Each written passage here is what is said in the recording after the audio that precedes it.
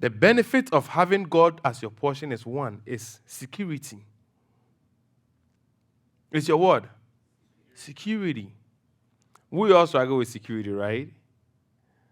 If you have a house, you have all these things that you have. It is sometimes a sense of your security. If you lose your job, how do you feel? Nobody wants to lose their job. Okay? But I'm telling you, God will keep everything that you have for you. If you have God, one of the things, the major thing is what? Security. Because God will never leave you. See that he found them in the desert places. God found Israel in his vulnerable state.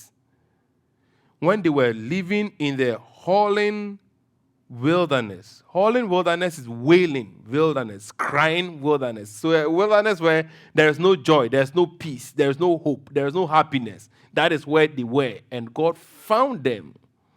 And he led them. He encircled them. Beloved, there are some times in our life, sometimes some things you sit down, you alone in your room, in your bedroom. Sometimes you can sit down and think about some things that you've gone through. It feels as though it is a dry land, it's a wilderness. It's things are not working as it ought to be. But I want you to know that, look, God who found Israel has found you. And he encircles you. Not just that, but he will give you all that you need. So the next thing is that he says that if he hadn't been the Lord on our side, he would have been what? Consumed. Right. Psalm 124, verse 2.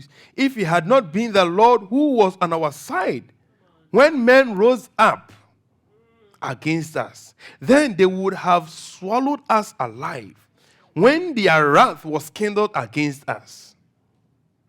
If you don't make God your portion, no matter how fortified your house may be, you are still not secured. You can close your doors, but you cannot close your doors against principalities.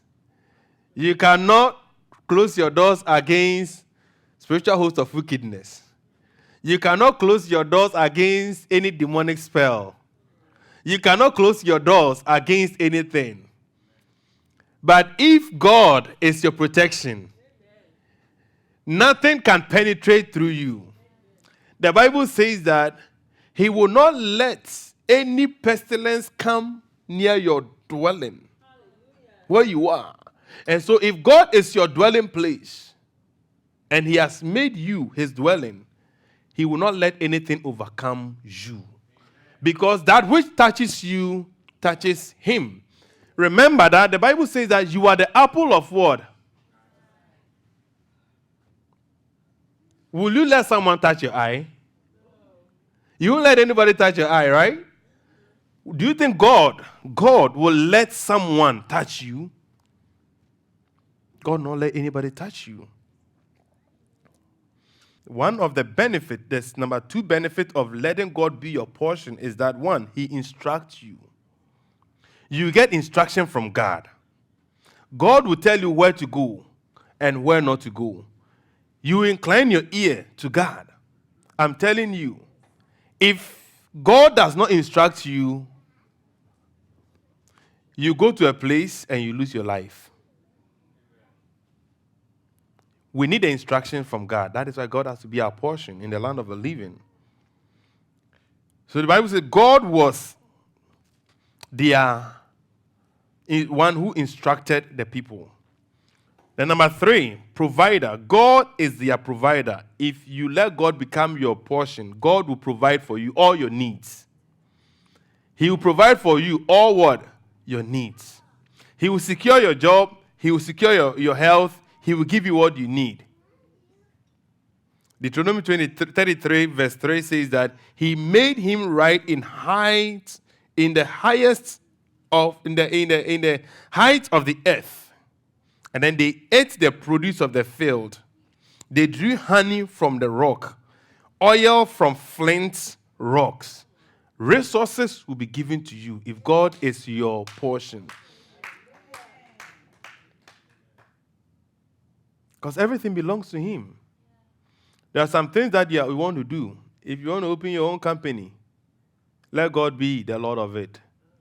Run it through him. You are never going to fail. If God has given you that idea, that run it, you are not going to fail. Start it after today. Start it. Tell God that, God, you are my portion. And he said that I will draw oil from flint rocks. Finally, Jesus Christ wants to walk with you. I want you to know one thing, please. If God is your portion, you cannot walk anyhow. God says that you are my portion. That means you are not on your own. That's my final word for you. You are not on what? If you want to be on your own, you're going to be frustrated. No child of God who God says he is his portion can be on his own or her own. So my final word for you is that since you are not on your own, let all your decisions be based on God.